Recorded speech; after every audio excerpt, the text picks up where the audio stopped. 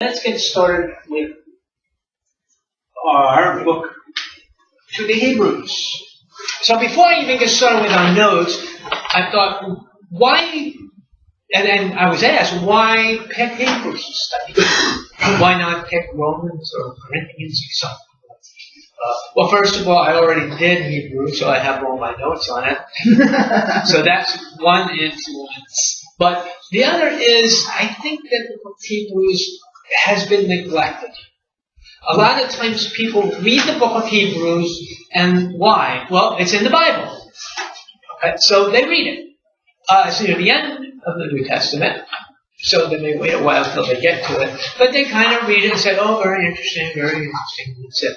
But I've noticed there's a big difference between reading the book of Hebrews and studying the book of Hebrews. When you read something, you tend to pass through it and really don't digest the depth of what's really going on here. That's why study to show yourself approved, quotation from Paul. That's why we do this. That's why we study. That's why we have Bible studies, because I think we can grasp the depth of some of the works of these authors, especially the letter of Hebrews. The other reason we want to study it is because it is, when we compare it to the other books we have in the letters that we have in the New Testament, we find that Paul writes a lot of correctiveness. He's correcting the churches because the churches are doing something wrong, and he gets wind of it, so he writes a letter to these churches, the Church of Rome, especially the Church of Corinth, and so forth. Most of his letters are corrections.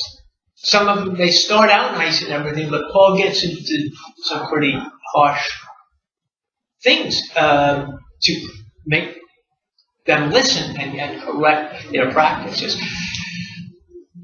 But there's no real transition between the Old Testament and the New Testament. You read the Old Testament, and most people say, okay, that's it, it's done. I've finally finished all those books. Now it's on to the New Testament. And they forget everything they read in the Old Testament. And it's like two totally separate testaments. But it really isn't. And that's not brought out clear enough until you get to the book of Hebrews. Now, Paul does do it. I don't want to say it's not anywhere. Paul does mention it. But the letter of Hebrews contains a lot of that. A lot of people have confusion when it comes to the law and grace. You know, they say, well, the law is in the Old Testament, grace is in the New Testament. A nice, clear, bright line. That's not really true. Okay? And we don't really understand the meaning of the Old Testament temple practices until we start to research and study the book of Hebrews. I personally think that without that depth of knowledge, it kind of stunts our spiritual growth so that we can't fully grow to a maturity that we can once we understand the difference between the Old and the New. Would you say that Paul may be a Martin Luther of his time? Paul was? Yeah. There's certainly making corrections. Yeah, in that regard, yeah, there's certainly similarities between the two. There's more similarities also. Luther was a writer, and so was Paul. He wrote a lot of letters. There's differences too, but yes, we can compare Paul and Luther in that regard. So let's see what we have here. Speaking about the author here in your books, we can see who wrote Hebrews. Now, that's a really important question. Let me actually go up here. Who wrote, well, there's some proposed authors. Who could have written it? Priscilla.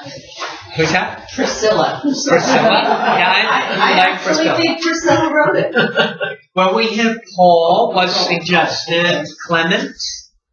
We have Luke, Barnabas, Apollos, Aquila, and Priscilla. We have some of these candidates, we could call them candidates, and we're going to try to eliminate as many as we can. Tell me who Clement was. Clement was what we consider to be a church father. I'm trying to think of, I think he was around, I can't think of it, 200 maybe a little earlier. Maybe the late 100s, early 200s is when Clement What year? I'm was sorry. What's that? What year did you say he lived? I think he was late 100s or early 200s. So it would be. Answer me a question. Are any of those people that you have listed there people that would not have had a strong Jewish background? Luke didn't have an exceptionally strong Jewish background because he was a Gentile. Okay. Clement probably didn't have that strong he was way later after the temple system, so he probably would not. I mean, I'm just trying to eliminate based upon my own. Well, that's what that'd be the first thing I would look at. Yeah. The rest of them did. However, Priscilla is kind of a novelty. She really wasn't, as a woman, she wouldn't have been so involved in the temple practices. But that doesn't mean she didn't understand or know, so I don't want to eliminate her based upon that, because I certainly just can't say. Let's see, I want to make sure we're doing this. She was a Jewish woman. She was a Jewish woman, and she was married to Aquila. Right. We'll find out that they both knew Paul, and they both knew Apollos. According to Clement, Paul probably wrote it.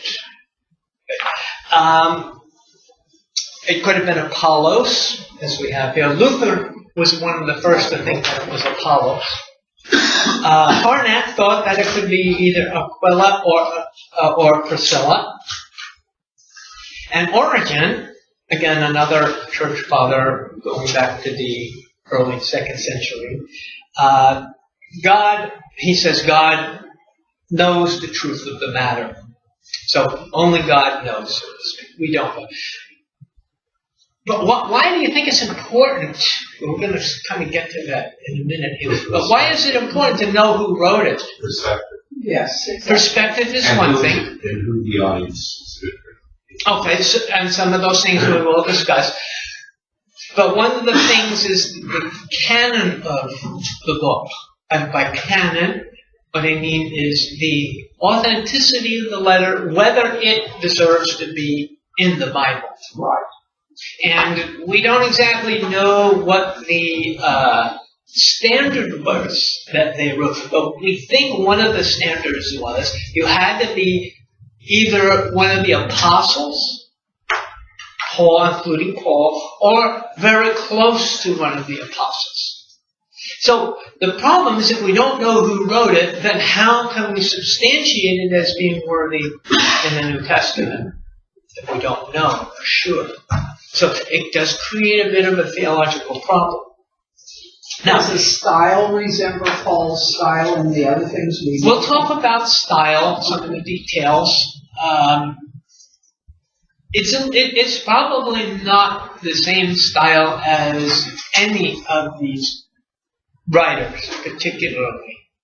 It's probably its own little unique style, but we'll talk about its vocabulary and things like that as we get to that. Apollos was, anybody remember where Apollos was from? According to Acts. Okay, he was from Alexandria. Okay.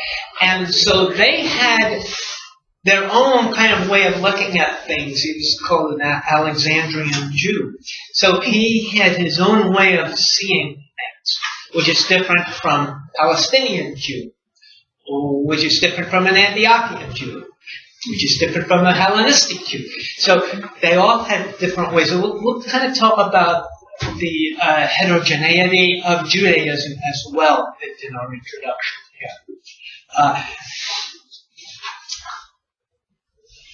Apollos was the Alexandrian Jew, and he knew Priscilla, and he knew Aquila, and he also knew Paul. We know he corresponded with Paul, but we don't have any evidence that he met Paul. It's likely that he did somewhere along the line, but there's no written evidence that he did.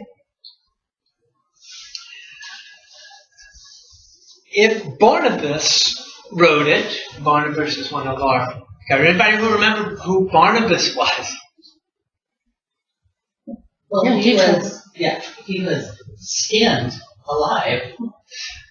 Well, do you remember? I'm not sure about that with Barnabas, but does anybody remember? Do you Didn't remember? he travel with Paul? He and they was one had- of Paul's traveling And then they companions. Not only a traveling companion, he was kind of an equal evangelist with Paul. He traveled around with Paul until they finally split their ways, and each one went their own way. So we know that Barnabas was at one time very close friends with Paul. And Barnabas would have represented either the Palestinian point of view or the Antiochian. Antioch is a little north of Israel, and there was a big Jewish community up there. And so he would have represented the Jewish point of view from either one of those places. The writer of Hebrews, for the writer of Hebrews, it was very important, as we'll see in the very first chapter, he comes out, with his feet running, hitting the road on the issue of who Jesus was, who the Messiah was. This is really a very important issue for the writer of Hebrews. He wants the reader to grasp the idea it was Yahweh, that Jesus was the appearance of God in the flesh. And this is something we'll see because he's eliminating many of the other alternative ideas that were going on during that time, which is kind of interesting. It gives us, this is the difference between reading and studying, it will give us a little insight into the first century church, of what kind of ideas were going on at that time, as well as the Jewish church. Some people might ask the question, what's the big deal who Jesus was? Does it really matter? Maybe he was just a man who God chose to accomplish his mission. Maybe he was an angelic being in the body of a human being. But what difference does it really make? And this isn't something that I've given a lot of thought to. I've dealt with Jehovah's Witnesses a lot who believe Jesus to be an angelic being.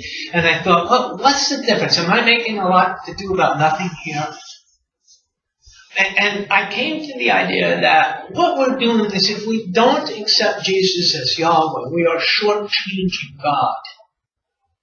What God did, we're saying we don't accept that. Our theology is more important than the reality, than the truth. It's not only important in that way, but it makes a disconnect between us and God. Because it puts a mediator between us and God who shouldn't be there. It's kind of like having a priest or a pope standing in for Jesus. So if we made Jesus anything other than Yahweh, we are putting another mediator there who simply shouldn't be there.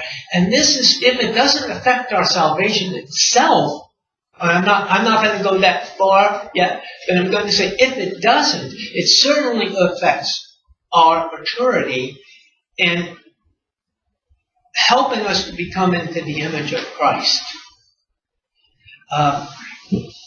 Because we're actually shortchanging not theology, we're shortchanging the glorification of God himself. This is God's glory that he could be our salvation. And if we say, well, no, you're not the salvation, Lord. This angelic being is the salvation. We're taking away glory that belongs to God and giving it to an angelic being. No matter how we slice it, that's what we're doing. So in your conversations with Jehovah's Witnesses, be gentle, but explain that to them. Explain, the problem is you're shortchanging God. You're not giving God the glory he deserves by being our salvation.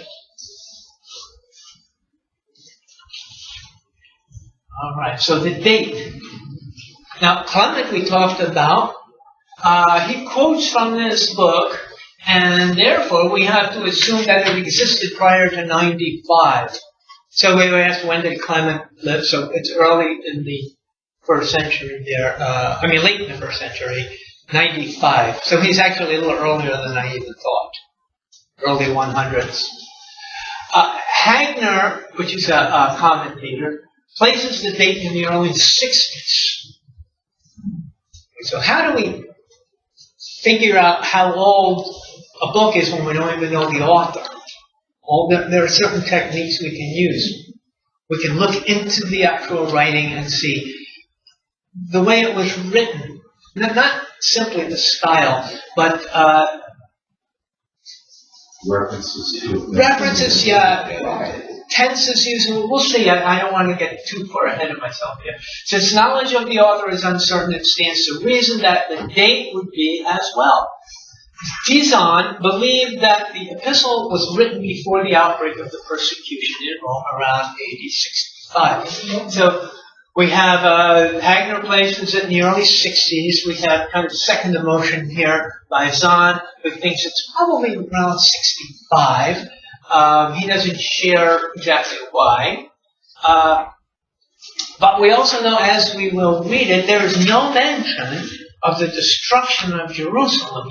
And this is a date that is burned in the mind of the Jew, 70 AD, the date of its destruction. So since there's no mention of the destruction, and since the tenses that are used, which we'll talk about in a minute, the use of the present tense when it comes to the temple, supports the idea that the temple was still existing at that time, which means it's going to be prior to 70 AD, which satisfies the 65 date and the early 60s date.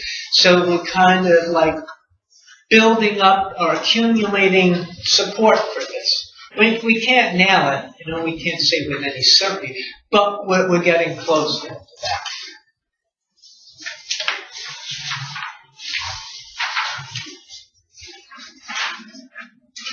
And I think we talked about this a little. Who was it written to? Or to whom was it written? Anybody have a guess? Who do you think would be interested in the transition of the Old Testament to the New Testament? Jews.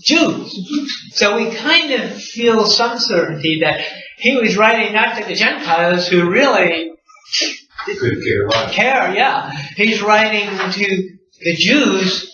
Jewish Christians of some sort to try to help them to grasp and understand the significance of the Christ and the role he plays in the temple system.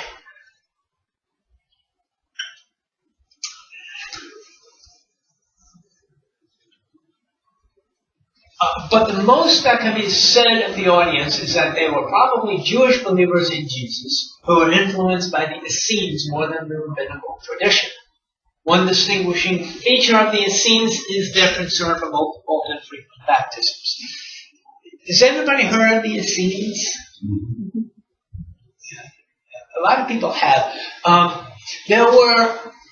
Who were in the Bible, who do we read about? The two major parties. The Jews. The Sadducees and the Pharisees? The Sadducees and the Pharisees, right. The two major ones. And so people get the idea that's all there was. You only had two choices. You could either be on one side or the other side. And most of the people would be on the Pharisee side because the Sadducees were really the priesthood.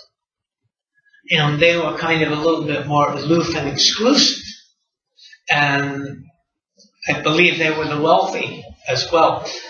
But what we fail to realize is when we read a little bit more of Josephus, first century historian, who was a Jew who wrote under protection of Rome, we find this group of Essenes. And we're usually taught that this was some remote group of people who lived out in the desert in the Qumran community or in that general area. And they kind of isolated themselves. They left the big city and says, we don't want any part of the temple system. You've corrupted it, so we're going to build our little community out here. And that's partially true.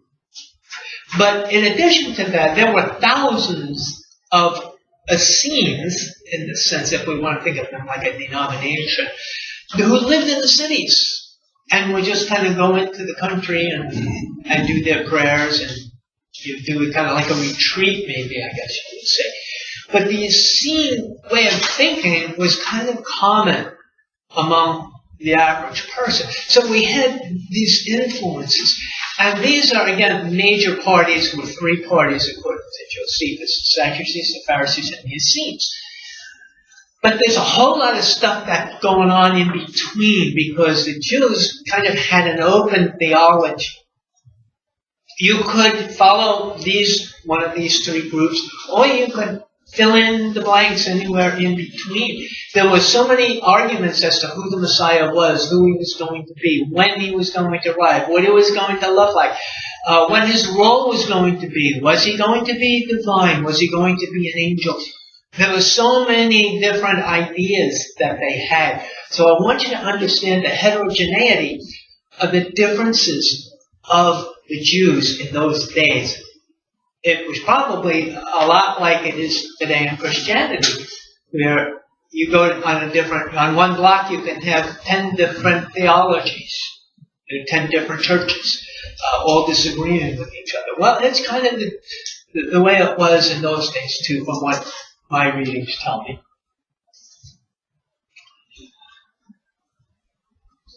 The audience was probably Hellenistic Jews who studied the scriptures from the Greek Septuagint version. Now, if you don't know, there were at least two versions of the Old Testament at the time in the first century. And there were probably more. The Dead Sea Scrolls have revealed that there have been other in-between versions of the Old Testament. I don't want to get too much into how it evolved. But just for now, there was a Jewish version of the Bible, and there was a Greek version of the Bible. The one for the Greek Jew was written called the Septuagint, meaning 70. And it is slightly different in some places than the Hebrew version. But it was written for the Hellenistic Jews who had no clue about Hebrew. You know, they lived in Alexandria, or they lived in Rome, or they lived in some other place, and they knew Greek. They were born and then they studied Greek. They didn't know Hebrew. And so they thought, it's about time we take and rewrite the Bible in Greek. And it was before the first century, it was before Christ that the Septuagint came out.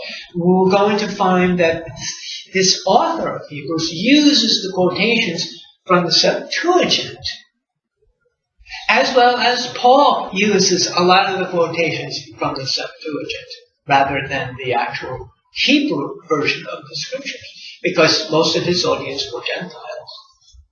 So he was writing in Greek. It seemed much more convenient to just kind of cut and paste from the Greek version. I have a copy of the Septuagint, and it is a little difficult to find your way around, because even the chapters and the verses don't always match, especially when you get into Psalms. There's different Psalms in the Septuagint, so the numbering is off, and I think Isaiah is the same way. So you're trying to find this verse in Isaiah, and it just doesn't match until you finally catch on to the numbering system. I'm just thinking how things would have been back in those days if they had computers and word processing. I don't know if it would have been better or worse. It would have exacerbated the issue. Made it a lot worse, probably. The Essenes were known for their frequent baptisms. So they were kind of like a holiness movement in Christianity. We have the holiness movements. They were really interested in cleansing and not eating the wrong foods and behaving, not dressing with improper dress and so forth. So the Essenes were kind of like that movement, that they would baptize in the morning, and I believe they baptized several times during the day. So this was, at least they were good bathers anyway, huh? In that day, that wasn't always the case. But yeah, so baptism was really important to the Hellenists, to the Essenes. That's why some people think John the Baptist was an Essene, because he came out with this baptism. So just because of that, they make a connection. It's a little weak link kind of connection. It is kind of a connection, but not that strong. They did that before John the Baptist? Yeah. Baptizing? Yeah. But in it. But it wasn't a baptism for repentance, I was going to which say, is what what John... were they baptizing for? Cleanliness? We don't know that it was baptism for repentance. It was more baptism for cleanliness. That what I've read anyway. And the information is a little sketchy on these people. So they get baptized every day or every night? Every day. Every day. Every day. At least once a day. Some of them maybe more. Baptized, I'm curious, Bob, baptized in what? What? Well, they didn't. Oh, that they discovered the pools of where they were baptizing. So they brought water in for that reason. So that was extremely important. So and they had wells, so they would carry water up, I guess, and fill up the pools. One of the things about the weakness at this time, though, with the Essenes and in their understanding, is that for Christians who may have been Essenes, it created a problem with their commitment to Christ and their commitment to grace through Christ. Because they've been raised in this idea that you have to be clean, you have to have these baptisms, and then to have somebody tell them, no, you don't need to do that, it's okay to eat pork, it's okay to eat lobster, and this guy, it's hard to swallow, literally, when somebody does that. You know, these are old habits that burn into their conscience. You know, it would almost be like somebody saying it's okay to have adultery, to commit adultery. You say, no, I can't do that. You know, I mean, it's that strong in their psyche. So we have to keep that in mind about these new Christians. So they were probably Hellenistic Jews. We just kind of have to leave that there. Where did they come from? Or where were they? Where was this letter sent? Options range from Judea to Spain, Samaria, Caesarea, Antioch, Cyprus, Corinth. All these places are thought maybe this is where the letter of Hebrews was aimed. So they don't really know who the target audience was here. And that sometimes can be important when you're trying to do translation and even teaching, is that if you don't know who the audience was, you're not quite sure how to take some of these verses. We know the first place where the epistle appears is in Rome, and we know Clement was the first one to quote from it. And maybe that's why some people thought he was the author, because he was quoting from this work. And the first one to quote from it, maybe he actually wrote it, which was thought, but probably not. I would think if Paul or Luke had written Hebrews, it would come out in some of the wording or the style or something would say, well, that sounds like the way Paul would say this. Yes, and that's exactly what people try to do when they look into the details of how it was written. When you say the first, go back a second, when you say the first place the epistle appeared was in Rome. Clement was in Rome. Yes, I understand that. Those people, the Jewish Christians in Rome at the time, heard it before anybody else? That would, I guess, have to be the suspect here, that yes, if it first appears in Rome, then maybe that's where the letter was. So maybe it was sent to the Jews in Rome. Which we'll talk about, I think. From somebody. Yeah, so somebody wrote this letter to somebody. And it ended up in Rome. And it ended up in Rome. And so we think, well, maybe Rome was where it was meant to be. Maybe it was written. Because Paul certainly sent the letter to Rome. He sent the letter to the Romans.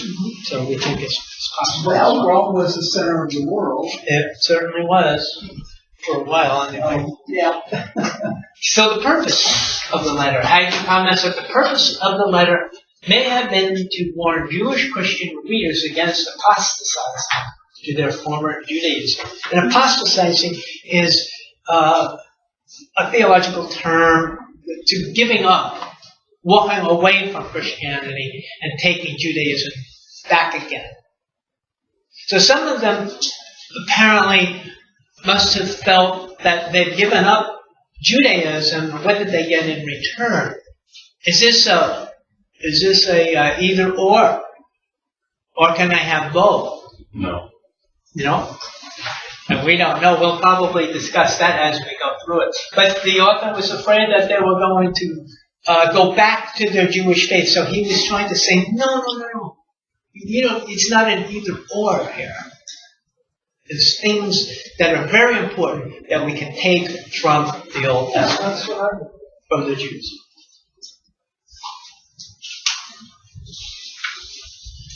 I have a note here.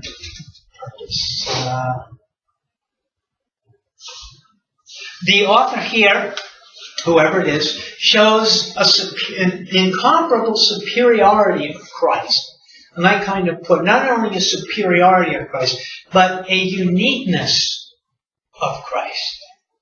I think we're going to see that as in the very first chapter. The style. The style is that this is really not a letter. This is probably a sermon. And it's very important since it helps us to read it or listen to it as though it were a sermon. Now, how do we know it's not a letter? Right? Okay, let's go to...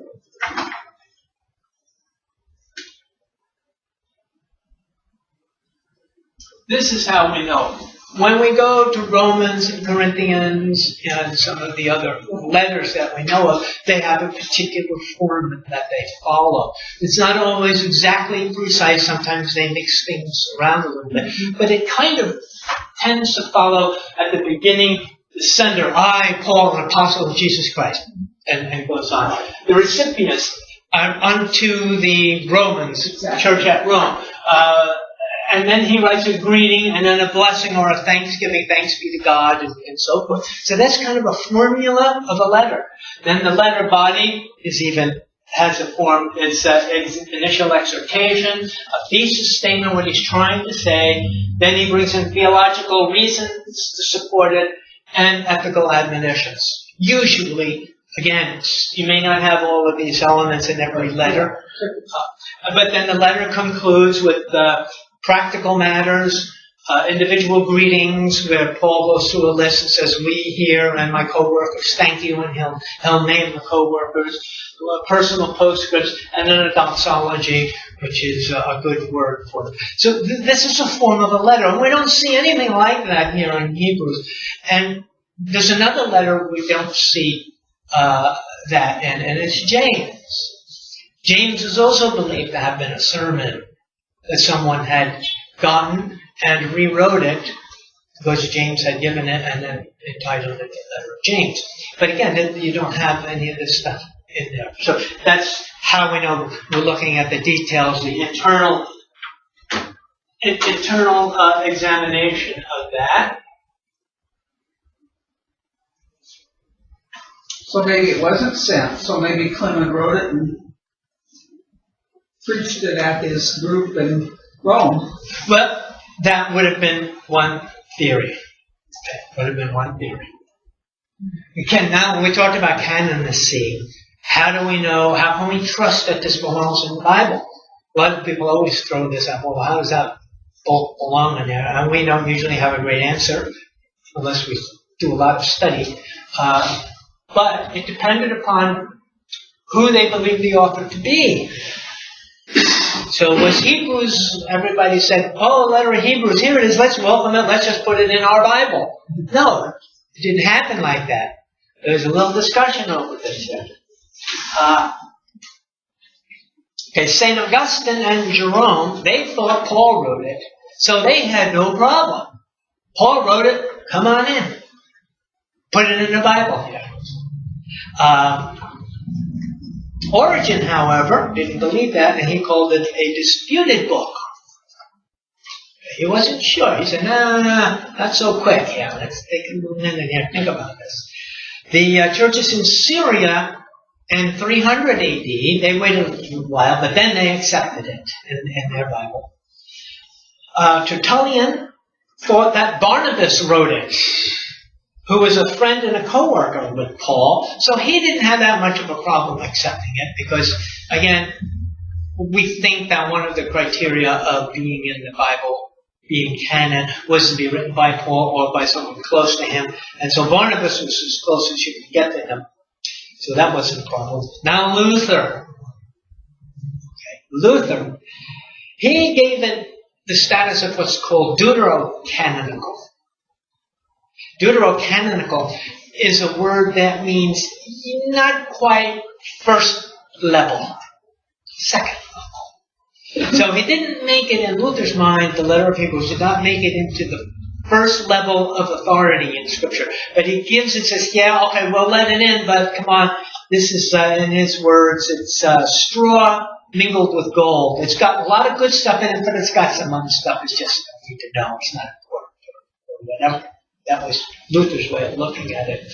Calvin believed that it was among the apostolical writings, but he didn't believe it was Paul. So he read it apparently and said, this is really good, and it sounds just like somebody would have written it. It was written with authority, and he didn't seem to have a problem with it like Luther had. Well, again, you have to go back to the Arians. Mm-hmm.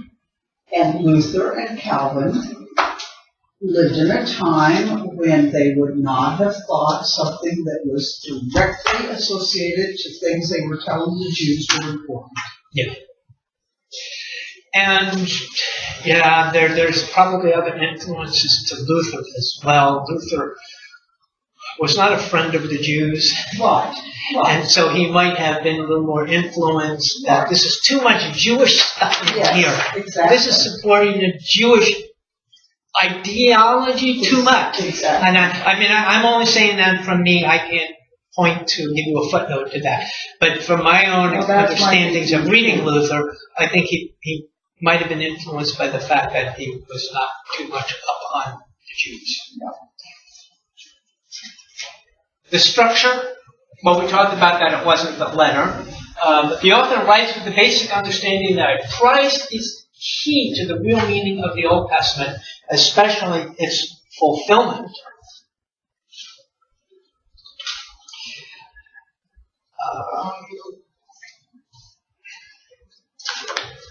Now that's the most important thing right there. The real meaning of the Old Testament. It is. And you'll see how, even from the very beginning, Christ is the primary subject here. It's not Judaism, and it's not revival of Judaism. It is how Christ fits into all of this, and how our faith is supposed to fit into all of this. Let's see what else we have here. The author's style and vocabulary are clearly Hellenistic, meaning Jewish, Gentile Christians. As a Hellenistic rather than the Palestinian Jew, who would be from Jerusalem or closest to Jerusalem, he's more open to the radical consequences for the old now that the new has come. So being Hellenistic, meaning it was easier for him to make the transition to the Messiah as having fulfilled the Old Testament and not having to anymore be labored by all these rituals and laws. So it was easier for the Hellenistic Jew to kind of make this transition than it was for the Palestinian Jew. Because also, we have one thing that we forget. There was a lot of eyes on you in Palestine. There were a lot of people watching what you did, even today, on the Sabbath. You can't do a lot of things in Jerusalem, and if you do, you may suffer consequences for it. But it was kind of much, much worse, or much more strict in the first century, because they could identify who the Jews were and who they weren't. And if you were claiming you were from the Jewish family and they knew you as a Jew, and here you are on Saturday, getting overtime or doing something on Saturday you're not supposed to be doing, you'd be brought up on charges. So we can't ever forget that critical point of view for the church in Jerusalem. Let's see, before I go on. Also, one thing is we're going to see that the idea of we're going to see in Hebrews the idea that in heaven is the perfect form and on the earth is the reality of that form, the imperfect form, to a point. And this is how he's going to explain the temple, and he's going to explain the temple system. Remember in Revelation we talked about the city of Jerusalem coming down, which is actually the people. So we have like the perfect form becoming the form of reality. Now a lot of people think, well, this is Plato's philosophy. And it's not really exactly Plato's philosophy. If you study Plato, he deals with forms, with the idea that in this place called heaven, he probably wouldn't refer to it that way, but in this place like heaven is the perfect form of a circle, of a ball, of a human being, of everything. But the actual isn't as good as perfect form. So he kind of dealt with more ideology, not like the kingdom of heaven, but more like an place of ideas. So in reality, the ideas never quite meets the substance that the idea had. But according to my notes here from Hagner, the idea that this idea preceded Plato. We find it in the Jewish writings prior to Plato. So Plato does not get any credit. Okay, and just so that you know, in case you are interested in reading a little bit more, this is one of the commentaries that I used as a source by F.F. Bruce, very renowned author of the Epistle to the Hebrews. I have Donald Guthrie wrote the Hebrews. Hagner, which I've quoted a few times here, is the New International Biblical Commentary on the Book of Hebrews. Hughes, a commentary on the Epistle to the Hebrews. Westcott's the Epistle to the Hebrews. So I did a lot of reading. And there's a website. Misselbrook, I corresponded to him. He's a British guy, and he's got the Greek New Testament there, and a lot of notes on it. Even if you don't read Greek, if you read the notes, they're really worthwhile. That's incredible. Yeah, well, that's what I do. Are these all books? Yeah, these are all books, except for the bottom one. That's a website. That's a website. So, pretty much done with notes now. We used to do all the Bible studies on the screen like that, but I'm kind of getting away from that. I feel a lot better using the scriptures directly.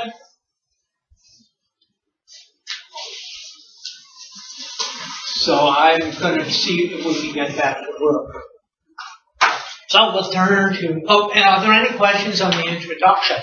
On where it came from, who wrote it, who it was to, style, the form, or anything at all. Have you come to a conclusion of who you think the author is? Well, no. In one word answer, no. It may not be any of them, is what's crossed my mind. Okay, I mean, why? Just because these are the people we know doesn't necessarily mean somebody we knew had to write it. So I have a kind of keep an open mind to that. Yeah. I was curious, why there were so many purported authors. the book of Hebrews, did they all share the same exact writing style?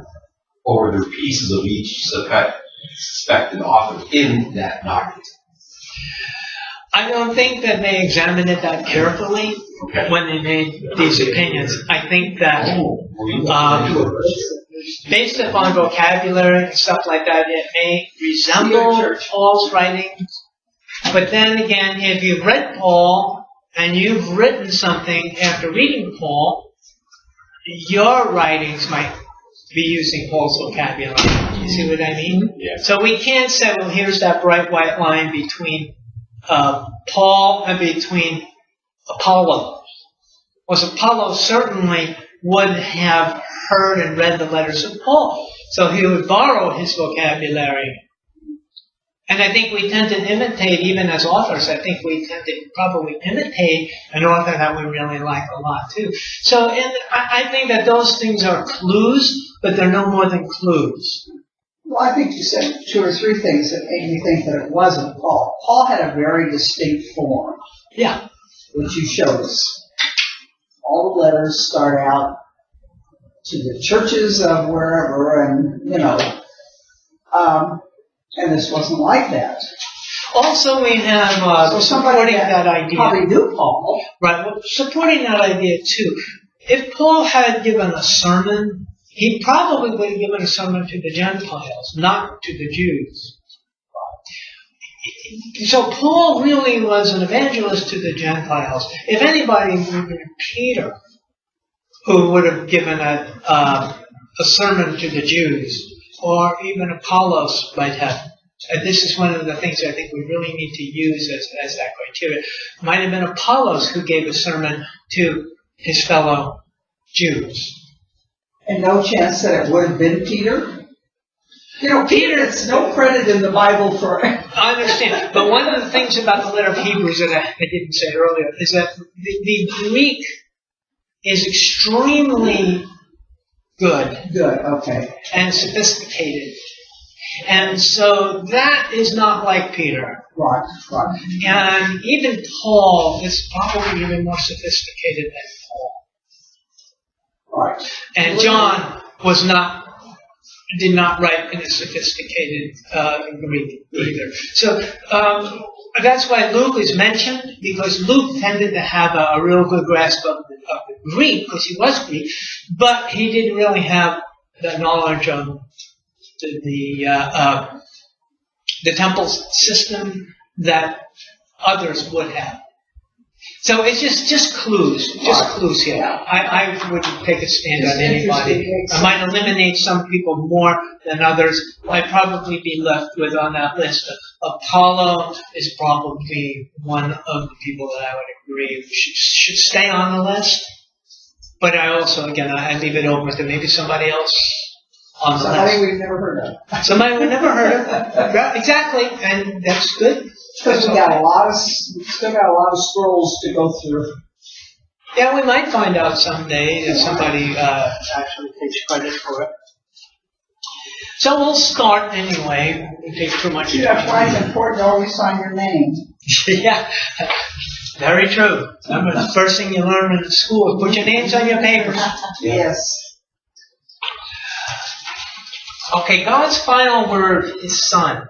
In the past, God spoke to our ancestors through the prophets at many times and in various ways. But in these last days, He's spoken to us by the Son, whom He appointed heir of all things, and through whom also He made the universe.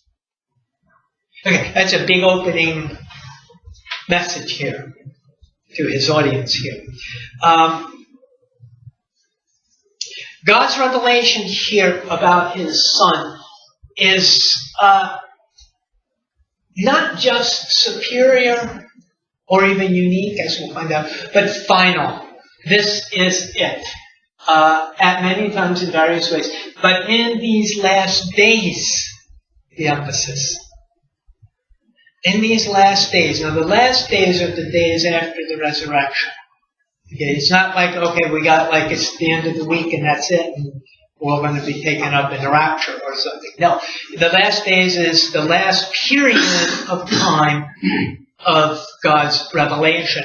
And Christ is the last revelation that there is going to be. And he has spoken to us by his Son, not through a prophet. This is the distinction. Not through a prophet, not through a writing, and as we'll see, not through an angel, but through the Son. Now, the idea is that God's previous revelation came in many parts, and therefore was very fragmentary and very partial. If you read the Old Testament prophecies of the Messiah, you got to skip all around through the Old Testament to finally put it together. So it's fragmentary and it's partial. The Old Testament authors did not even know what they were writing about in many cases. They had no clue that what they were writing about David would actually be pushed into the future, hundreds of years into the future, and actually be a prophecy to the Messiah. But David probably wrote a lot in Psalms about it, and he probably didn't know what he was writing about was always a prediction. And sometimes they may have, but not all the time. Sometimes it's very subtle. Okay, let's see, verse 2. Here it says that he is identifying the Son whom he appointed heir of all things and through whom also he made the universe. So the author is already establishing very much what John established in the opening of his gospel. The beginning was the Word was with God, the Word was God. And then the Word became flesh and dwelt among us. So there's some similarities and parallelisms between Hebrews and between some of the other authors, especially John. So in verse 2, we notice it's not a son. He didn't speak to us through a son. And this is going to be important, because this is a definite son, not an indefinite son. Now, if Jesus was an angel, who are called sons of God, it would have been he spoke to us through a son, through an angelic being. He's a son.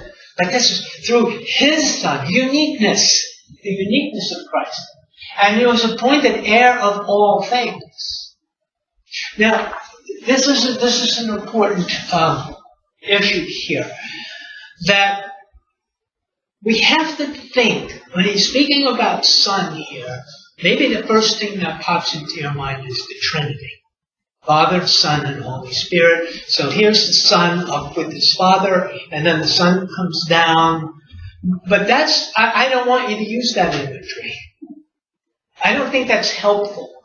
I think the imagery that the author here is giving us is that we're speaking about the Son in his earthly body. He is the Son when he is in his earthly body. And so everything that we speak about, unless I say differently, we're speaking here about Jesus in his earthly body, not in his divine form with God. That comes later in this. But right now, I think the author is focusing on the Christ. He's appointed heir of all things because he accomplished what God wanted to. He's the Son of God. Therefore, he receives the inheritance. And those are the kind of words we apply to the physical being of Christ, to the being in the flesh. The Son is the radiance of God's glory and the exact representation of his being, sustaining all things by his powerful word. Wow, that's a powerful statement. It sure is. He's the radiance, and there's other words that they use here. But the Son is the radiance of God's glory.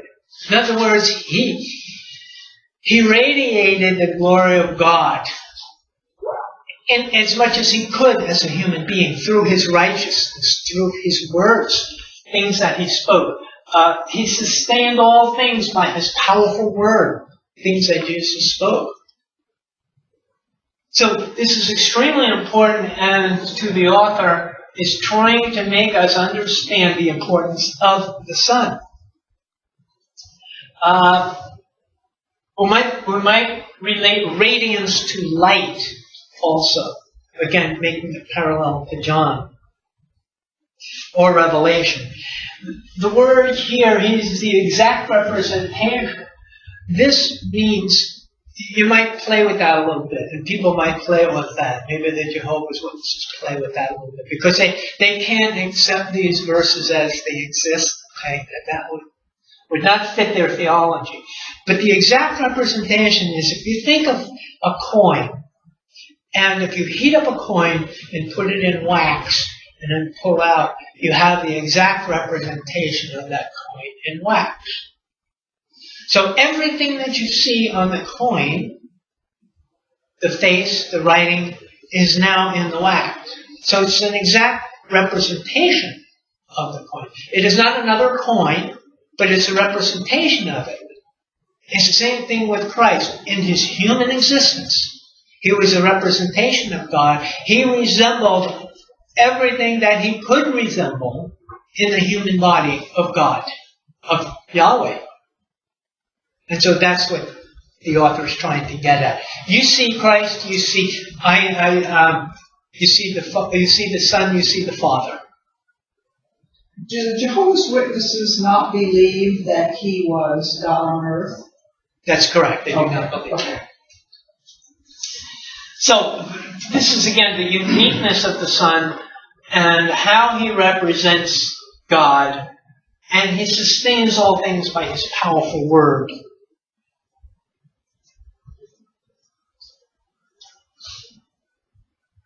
And after he had provided purification for sins, he sat down at the right hand of the Majesty in heaven. Now, this might create a little imagery problem here. But let's understand it here. He provided purification. How did he provide purification from sin? Death, resurrection, ascension, and sits at the right hand of God. And we always say that as part of the recitation, part of the ritual. To sit down on the right hand of God, you have to understand this is not a location. This is not, here's the Father and there's the Son. You know? Now, sitting at the right hand of God means you are sitting at the, let's see which word it gives Christ authority, the authority of God. To sit at the right hand of God is to have the authority of God. That's what it means. It doesn't mean there's a difference between the two. It's not accenting the idea of being a difference between the Father and the Son. It's saying, no, he has all the authority. He's sitting at the right hand. Well, what's at the right hand? In Revelation, it tells us he's sitting on the throne of God. So, again, these are images, but we can't take the image as a physical reality. We have to say, what is he trying to tell us here? And being at the right hand of God is having the power that God has, the authority that God has. And God doesn't share that authority with anybody. So, that's verse 3, and that's probably where we'll leave it for today. Just wanted to get you started on the letter here, so that give you something to think about. Not a letter, a sermon. What's that? I said not a letter, a sermon. Yeah, and we use the term letter to the Hebrews, the epistle, and we have to just kind of mean it in a very generic way. But you're right, it's a sermon. It's a sermon. It sounds like a sermon. It does. It certainly does. It certainly does. Me? Well, I was just going to say, in that day and age, they speak of kings and gold and those kind of things, which in our day and age, kings don't have any meaning particularly. I mean, there's the King of England, that's so what. Yeah. I mean, you know, we don't think of them as all powerful and all. Right. You know, in that day they did though. Yeah, they did. And we're going to see a lot more as we go through, especially when we see quotations from David in Psalms about kings and stuff like that. Yeah. And so thanks for bringing that up. And I have, what we're going to do though is I'm not going to just brush over those quotations. We're actually going to go back and read those quotations. Well, good. Because that's, again, the difference between studying and reading. We're going to study them. What did he say, and what's the context, and what did that mean? I think it'll be very enlightening for all of us. Can we invite a few Jews to come join us? Maybe they'll. Sure. Sure. Do you know any? Not, that's really funny. You know, here I don't. Yeah. In Tampa, I knew a lot. But Oh, yeah. A lot more from the East Coast back there. I suppose. From New York. Yeah. They just got a thing in the mail a couple of days ago, Jews for Jesus. Oh, really? Organization, yeah. And they want me to contribute to them. Oh. And how they are in Israel spreading the word a lot. I mean, they have posters on the roadsides and everything. Right. And they stand on the street and Right. speak to people and all that. It's quite an organization. Well, I know there's a church in Tampa of Yeah. Christian Jews. Yeah. Okay, well, I'll let you guys go with prayer. Heavenly Father, thank you again for bringing us together, for opening up and understanding the book of Hebrews so that we can try to grasp the overwhelming, spiritually overwhelming ideas and power that you've been with the Jews all along. And their writings have reflected this presence, and that in the last days the presence was made real, not only in the writing, but the words took shape, took form in the body of Jesus. And we thank you for that. Pray that you'll help us to understand that and to grasp that so that it helps us transform into that image. So we thank you, Lord, again, in Jesus' name. Amen.